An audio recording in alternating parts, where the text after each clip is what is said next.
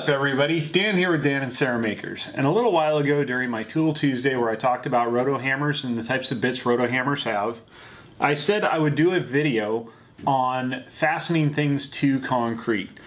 Or the types of fasteners to use to fasten things to concrete. Now, this is an extremely broad subject area, believe it or not, because just about every type of manufacturer out there has a vast magnitude of different types of fasteners for different applications.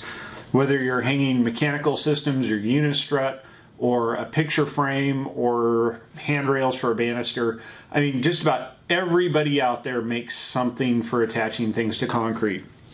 We can use powder-actuated fasteners, we can use mechanical roto-hammers, we can use chemical with epoxy, we can use friction-based, expansion-based, all types of different fasteners are out there. So what we're going to cover mostly today, I have a couple different methods here, but what we're going to do the most on is a roto-hammer or drill a hole in concrete, install the fastener, and then show that process. I do have a couple powder-actuated fasteners here just to kind of show you the range of capabilities. We have a single shot Remington one that basically you put the nail in the end, or you pre-drive a nail with a washer into, say, a 2x4. You slide the tool over, you put a shot load cartridge in here, and you push it down and you hit it with a hammer. It'll detonate, drive the nail in, or fastener.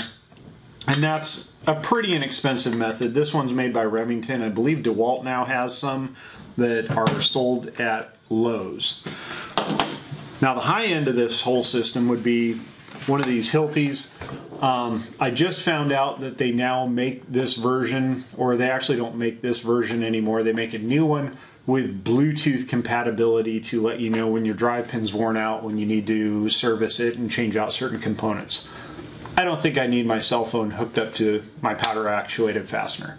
This one, as we talked about in the tool video for carpenters, has a magazine on it that stores up to 10 fasteners and then also has 10 cartridges in it. These particular fasteners, these are a strip fastener, these are nails. These are designed specifically for formwork, and they actually have small indentations around the shank of the nail.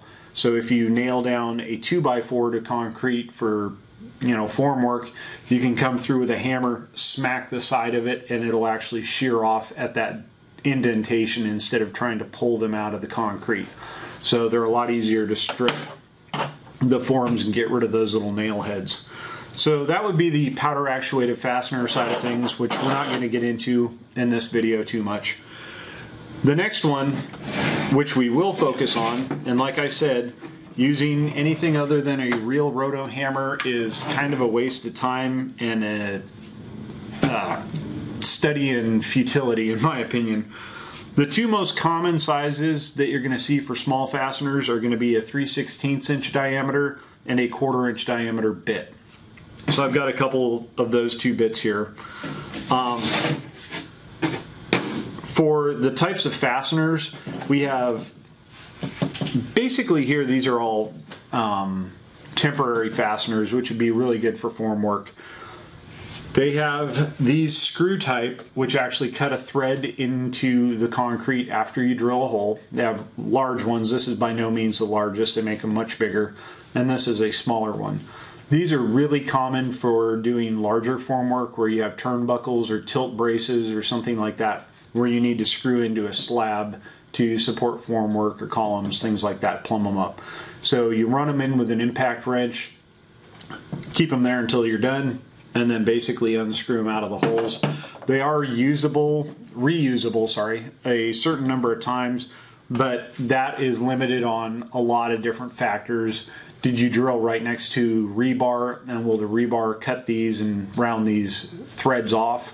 Or how many times you've used it in and out of concrete. If it's really green concrete, you'll probably get more uses than really hard, older concrete. So that's one thing to consider. There are things called roll pins, and these are a reusable formwork pin. and it basically looks like a duplex nail on steroids. This one is a split drive style where they actually have punched the steel and offset it so that as it's being driven in, it produces friction through that offset and kind of has a little bit of a spring. This style of rowel pin, which is a lot more common for these, it has kind of a deformed shape punched into it. These are reusable quite a few times actually. It's just a matter of how you treat them, and they're rather expensive. These things are actually $1 a piece. So if you go to one of the large companies online that sells a lot of hardware and things like that, these come in a box of 100, and when they're $1 a piece, it's a pretty expensive small box of hardware. The next type, this is more for a kind of a permanent installation, because if you're mounting plywood, 2x4s, things like that to concrete, they don't have a head that sticks out and they're very difficult to remove.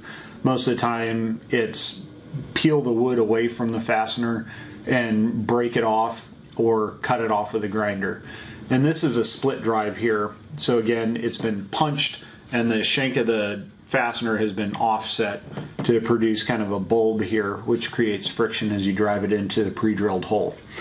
I'm using these in our basement as we're putting shelves in, so you'll see those in another video used quite a bit also. This is kind of a two-part system, which is really useful for concrete formwork again. This is a nylon pin that basically drops down in a 1/4 inch drilled hole. Typically you'll have to drive them in with a hammer, and you have to be a little bit careful because if you bend it, then it breaks off and then you've wasted this nylon pin. And then you take a standard 16-penny duplex nail and drive it down through the center, and it anchors that way. These are removable in that you can pull the duplex nail out, and then typically this pin will come out with the 2x4 sill plate or whatever that you've anchored down. These are kind of a mid-priced fastener because obviously the 16-penny duplex nails are pretty cheap. You get them in 50-pound boxes or 5-pound or 1-pound box, depending on how big your project is. But these nylon inserts, they're more challenging to find and they are a little bit expensive. These I purchased in the past and have gotten in the past through White Cap Supply. The least expensive and probably the most simple for a carpenter would be just a piece of tie wire, which if you're doing formwork around something where a bunch of rebar has been tied, you're probably going to find pieces of tie wire laying all over the place. You get a 3-4 inch long piece of tie wire and a 16-penny nail, and you drill a 3/16 inch hole through your 2x4, through your plywood, and then into the concrete, whatever you're fastening. Drop the piece of tie wire in the hole and then drive the 16-penny duplex nail in there, and that holds really, really well. Very inexpensive, very fast, and about half the components are probably going to be garbage from somebody else on the job site. The last type that a lot of people will probably look at and think is really a cool idea are these blue Tapcon screws. These have their place, but honestly, when you're trying to attach to concrete, even though they say they're good for concrete, they tend to be very, very challenging. You drill a hole and you either use a hex driver, which these have a hex head on, or a Phillips drive head, and drive these into the hole after you've drilled it.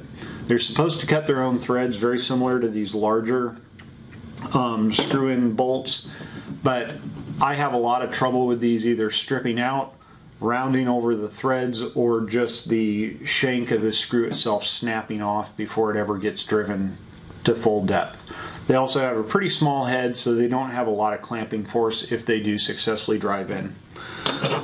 During my Roto-Hammer video, I had this kit that I showed you where it's got the different types of drill bits. It's got a sleeve that then attaches the different nut drivers and Phillips head drivers already in this kit. So we're gonna go down into the basement where I've got some concrete that I don't mind drilling into, and we're gonna show you attaching some 2x4 down on the flat with these different systems. We're now down in the basement, and I've got a piece of 2x4 here sitting on top of a strip footing down the center of the basement. And I can drill into this. There's no issues, in my opinion, structurally that will be a problem with putting some anchors in. So we're gonna start out with the 1/4 inch diameter stuff, and then we'll change out the bit, put the 3/16 inch bit with the tie wire and nail, and I'll basically go through the steps and you can see how these get installed. So I'll have some hearing protection on because it is get a little loud down here, especially running a Roto-Hammer. But yeah, let's do this thing.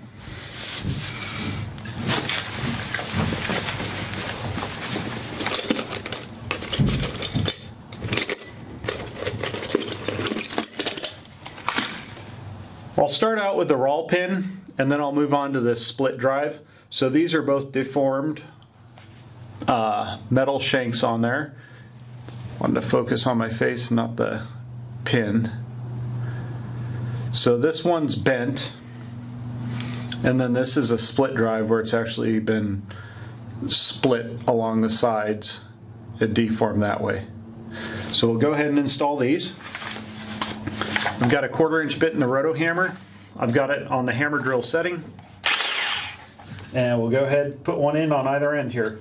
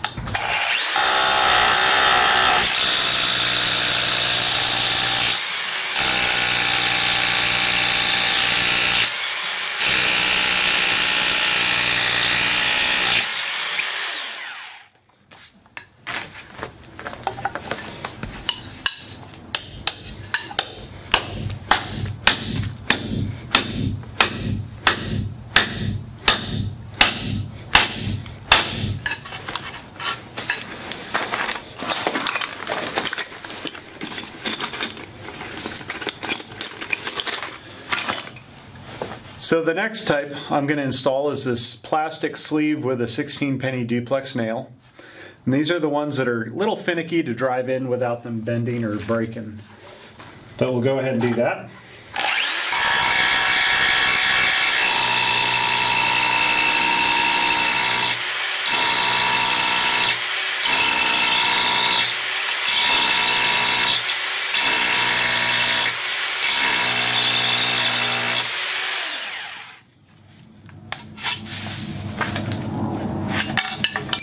So take the sleeve, gently tap that in first.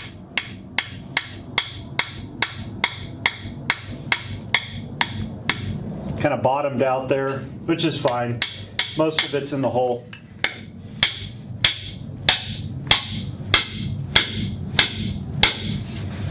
And there you go.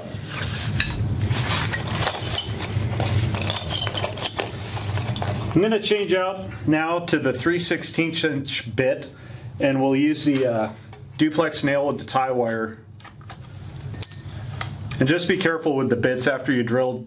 It doesn't take very long for that bit to start getting pretty hot.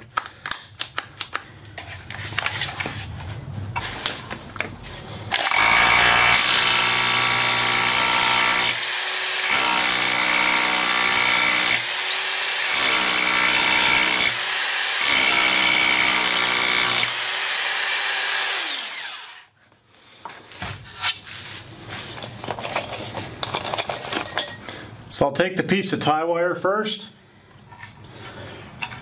drop it down in the hole, take my 16-penny duplex nail, stick it right in the side, and drive that in. And that actually produces enough friction to actually hold pretty securely.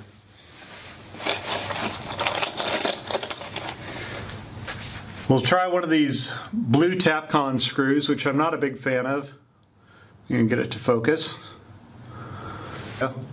These Tapcon screws. Change back over to the 1/4 inch bit.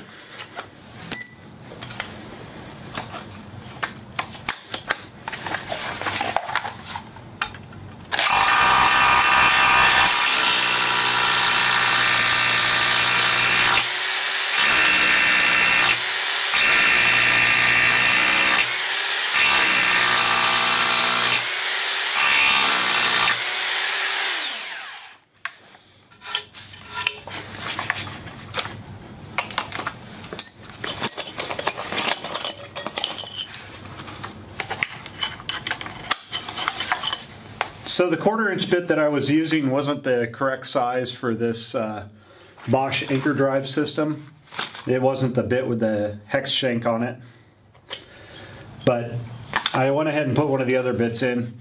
You put this sleeve extension over the bit itself and just snap it down. And then it comes with multiple nut drivers, different sizes. And so we'll try and find the correct one, which I think is the 5/16. Yep, that's the correct nut driver. Put that in the end here, like that. And then I'm going to take the hammer drill out of hammer and drill mode and swap it over to drill only. So it's like a screw gun.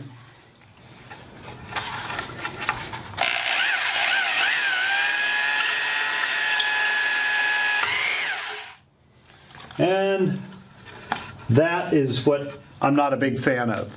That's the correct size bit. It's a 3/16 inch bit for a 1/4" diameter anchor drive screw.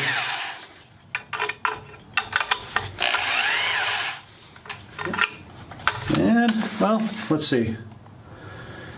Maybe it's designed to cam out. But I can actually spin that by hand in the hole, and it should be plenty deep to get into the concrete. So that's the same size. So yeah, it's basically stripped out of the hole already, which is the thing I don't like about them. As I said, there are good spots and good places to use these, but in my opinion, concrete is not the spot. A masonry wall like cinder block or brick, that would be the place to use them. But as far as concrete goes, that's 95% of the time I've ever used them, that happens. So the final one we'll try is this. This is actually a Hilty screw, and this is also a 1/4" diameter. And this would be used more for something like a, I don't know, a unistrut, bracket, sheet metal, something like that. Some type of more substantial bracket. So I'm going to drill just into the concrete, and it'd help if I had it in hammer drill mode.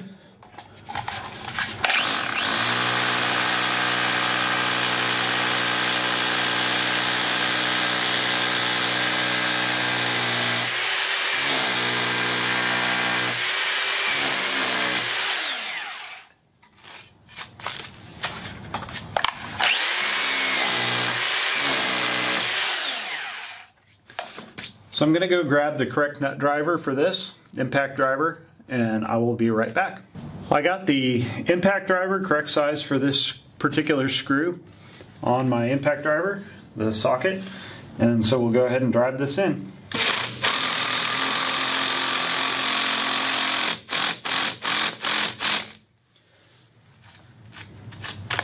And that is a very secure fastening there, but it's temporary, so if I need to,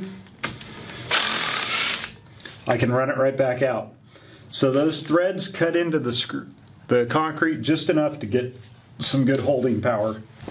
Well, that is it for a quick overview of the types of fasteners that you can use for attaching things like 2x4s to concrete and also metal. We have some expensive reusable options. We have some more expensive reusable options. We have some very inexpensive options, which is just a piece of tie wire and a nail. You might even be able to reuse a nail if you really wanted to. We have some options that are kind of expensive and kind of not a really good option in my opinion, the Tapcons. Like I said, don't get me wrong, they are good in certain situations. This just, in my opinion, is not one. Maybe green concrete, really fresh concrete that's only a few days old, maybe that wouldn't be too bad, but old hard concrete, not great. And then we also have, back over here was that split drive, which has a flush head. There's pretty much no way of getting that out other than prying the wood out and breaking the wood off, and either maybe the tap or the split drive will come out when you do that, or it will stay in place and you'll have to either hit it back and forth with a hammer or sledgehammer until it breaks, or you'll have to get a grinder and cut it off. So those are some options. Definitely not as challenging to attach stuff to concrete as you may think if you have the right tool, and honestly this is what you need. Don't try and go cheap and use a cordless drill with a hammer drill setting, because you will be nothing but miserable trying to do that. So until next time, this is Dan with Dan and Sarah Makers. Remember to like, share, subscribe, post comments if you know something different, if you've seen something different. Share your opinions, let me know. I love learning new things all the time. So definitely there's good ways of doing things in certain situations and better ways of doing them in others. So until next time, this is Dan. Have a good one. Bye.